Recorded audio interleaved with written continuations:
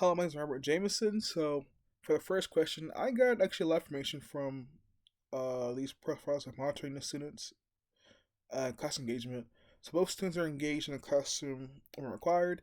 They need more help than other students, of course, especially student L, who uses like Google Translate when completing her schoolwork. I also talked to a co-taught teacher who's in both their classes, both by student EL, EL students, and we discussed like the work that they've done in the classroom, and to find information that would allow them to like analyze their content literacy was hard because a lot of the material was done online, but the ones that were written down provide some insight with like, the writing skills and reading and comprehension skills. So, question two. Some conclusions I can draw about the experience is that both students come from like diverse cultural backgrounds that have influenced learning styles and classroom interactions. For example, student L has been reserved due to her they're still learning about English and stuff, and she feels more comfortable translating Haitian Creole to English through translator.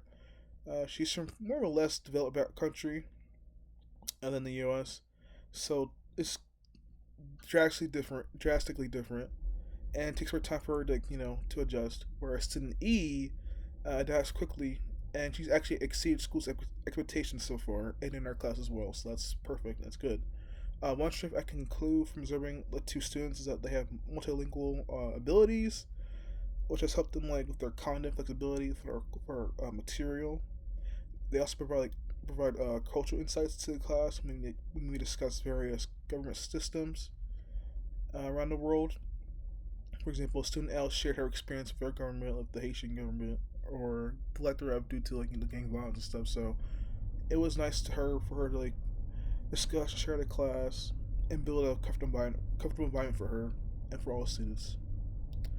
For the third question, also we used a lot of visionary activities for student L, since her English is not that good, and her reading skills could use some improvement in the content area. So we used a lot of visionary uh, for her. So yeah. But question three, the experience informed my understanding of how English learners uh, by analyzing diverse needs and strengths of my students. For example, Ferner and Sydney's Cinders, Cinders reading article point out the EL students are now a monolithic group, and the all students, are from diverse backgrounds and the linguistic backgrounds as well. Rather than like ignore the diverse background, I learn to like embrace our diversity as they teach the course content. This would be like their strengths and their needs as they learn the material in my class. So even having like small conversations with both my EL students remind me they are both active learners who are bring their own perspectives and experiences in the classroom. Also experienced like some shifts in the classroom, but my mentor teacher practice, which was like contextualizing content. My mentor always reminds me of the importance of scaffolding our civics content. He informed me of ways I could like scaffold civic content to make it relatable to the EL students. For example, he led the lesson about how governments across the world structure the government, and he like allowed all the students in the class to research a country and explore their government structures. And this allowed my EL students to share their own experiences and by researching their own country's government. We also tend to use like exhibit for visual and graphic organizers in the class for activities, which were beneficial to the EL students who rely on visual aid to retain information.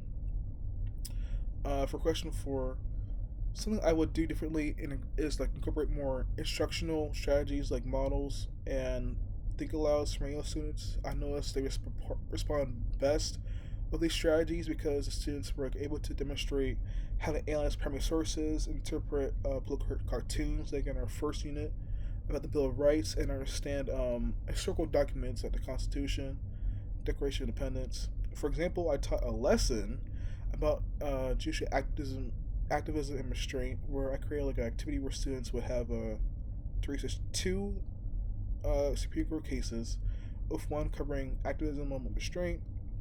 Students would use their interpretation skills to like follow along. I created like a good example of how this activity was supposed to demonstrate my expectations for the students.